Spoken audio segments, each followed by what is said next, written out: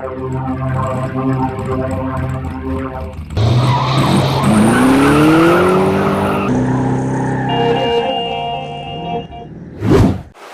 guys, I am back working on a project. It's hard to say which project I want to cover right now. It may be the wood eater. It may be the metal bender. I have done some more work to the metal bender. I can't sit still. I just love doing stuff. To me, it's fun thinking about what I can make tomorrow. You know, I don't have to go into a job. I just stay home and piddle and make stuff. It's just extraordinary for me to do.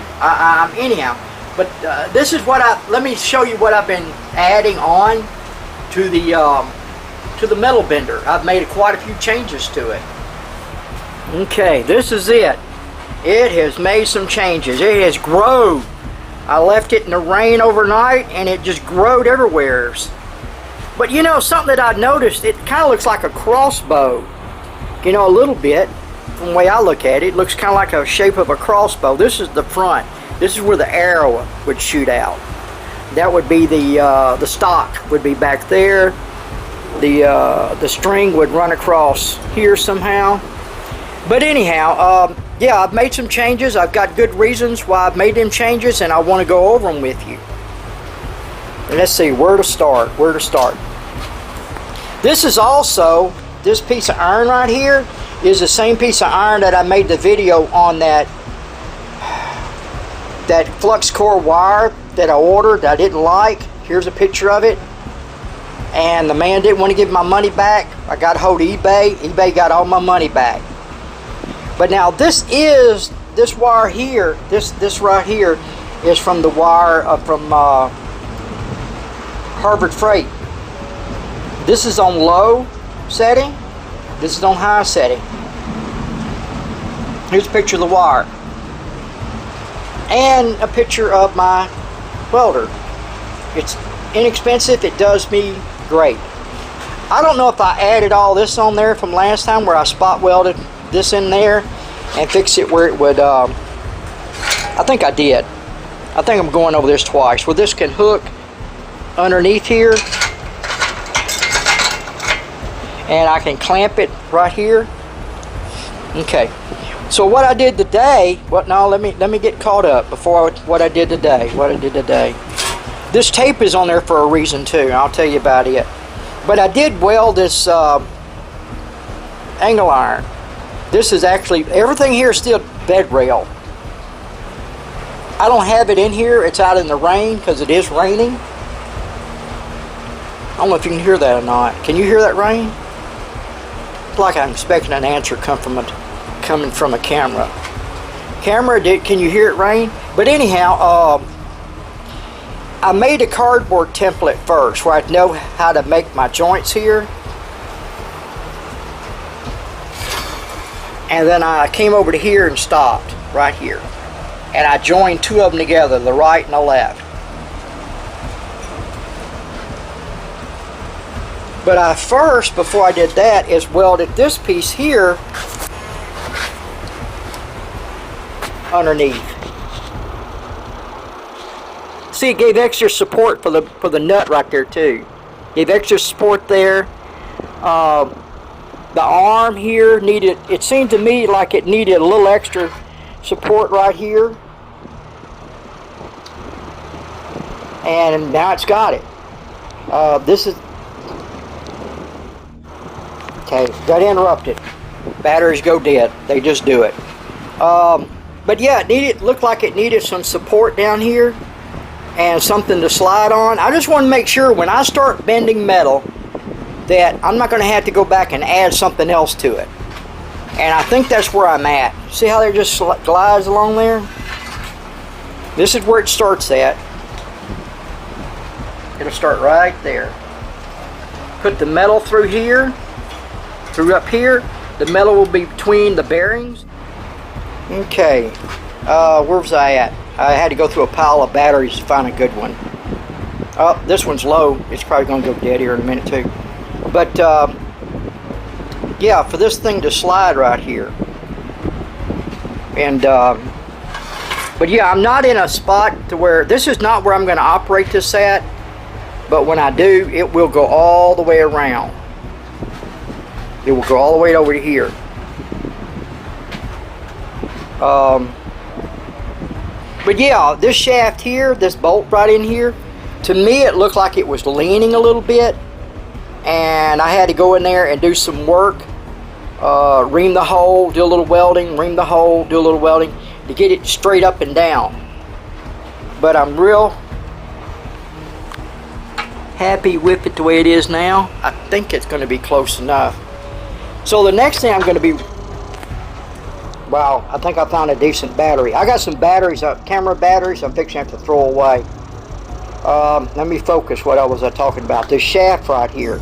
I had to go in there and do some reaming out down here, welding, reaming out, welding, to get it straight up and down. Then I put a square on it to kind of check it from that way and this way. And I think it's pretty close right now. I'm going to have to be happy with it.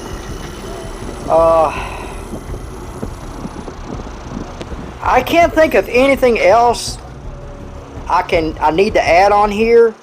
That's why I've been taking my time with it. So I guess what the next thing I'm going to do is work on this right here. I've got the bolt for it. I've got the bearings for it, all 4 bearings, and I've got to get in there and cut the shaft, this shaft, to fit where it's even right here. I'm going to have to weld it in there solid. I don't have a choice. The way this is set up with this overhead thing here, I'm going to have to do that. See, that's going to be it. It's not going to go forward. That's going to be it. So I got to cut it off, put the bearings in there with it, and then tack weld it around there, and then just leave it. And this one's pretty good. It's straight up and down, pretty good. I did a better job on it than I did this one, but this one's up and down pretty good now too. And I've got this tape on there because I had to do some welding. I had to weld a washer, a big old flat washer. Well, it ain't quite flat. It's one of these type washers. I think I told you about this on the other video. I took a torch and heated that up and flattened it. It was a lock washer, but now it's just a flat washer or spacer. Just a spacer. Well, I added a spacer under there, and I had to tack weld it where it wouldn't move. And I'm getting a little. I'm trying to not have to clean up too much of those little dingleberries, the little welding tears or whatever they go everywheres. And I put this tape on there to slow that up, because when they get down in there, it is hard to get them out. I have to take a hand file, and file them little dingleberries out of there. So this time I got a little more smarter, and I put the tape down there. See, I got like the tape on the bearings to keep the dingleberries from on there. But I really think that I'm down to where I know when I paint it, I know I'll be done with it. Then I got to set it up somewheres in another spot. Now this is still set up another spot, and give it, bend some metal. Bend some metal, yeah, bend some metal. And then I got to make a jig table for the metal, the bent metal to go, where I can weld some other little parts on there. Because this is for my lock covers, padlock covers. It goes over a padlock, and that way nobody can cut the lock. That's what this is for. This is to make the bend for the padlock covers. But this will still be set up to where I can set it in a vise here. See, I can just clamp it down in a vise. I can move the whole thing. Right now, I can undo that vise, and I can lift this whole thing up, just like a crossbow. Still looks like a crossbow. And move it. Oh, also, I got some more wire in today, too. I got some at Blue Demon. I want to eventually try. I want to try it out, too. But I like the not Home Depot, the Harvard Freight wire. And see, it doesn't have a whole lot of dingleberries and stuff, and it penetrates real good. But look at that mess. You know, I had it on 125 amps on high, and it still would not burn and penetrate into 2 pieces of metal. And the man didn't want to give me my money back. I know, I'll go on and on and on, but eBay took care of that. Thank you, eBay. So, yeah, this is where I'm at, and I don't know what else I could add to it. I mean, you know, literally to the story, to the video, and literally to it. I think I have got everything that I need to do on here. I got this where I can clamp it right here. When I get it set with the bearings in there, I can clamp it here where it won't push back.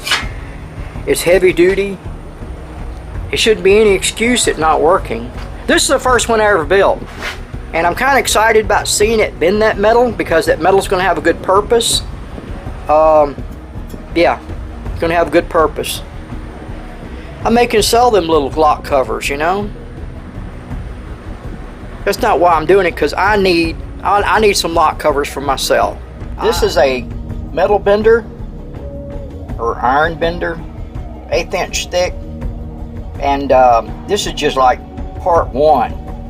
There's a lot more to it than this, and I'm going to take you out there and show you. But this is another project I'm working on here. This is a lock cover. It's just cardboard. That's just a template. I'm going to make it out of metal.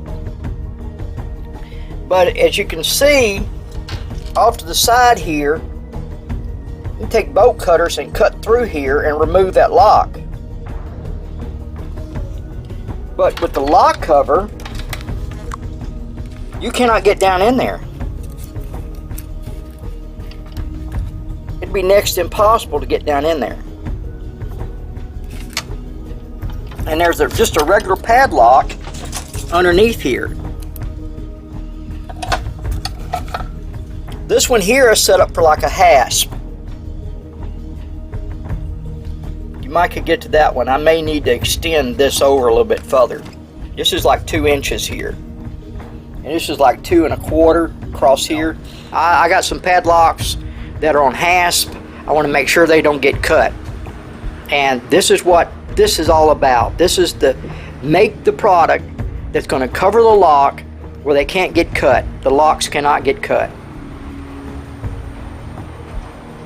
Okay guys, this is a short one, I guess. Man, I just don't know what else. I guess that's it. That's it. Talk to you later. Viewing the video, or giving us a like, or subscribing makes us want to bring on a little more entertainment. Don't you agree?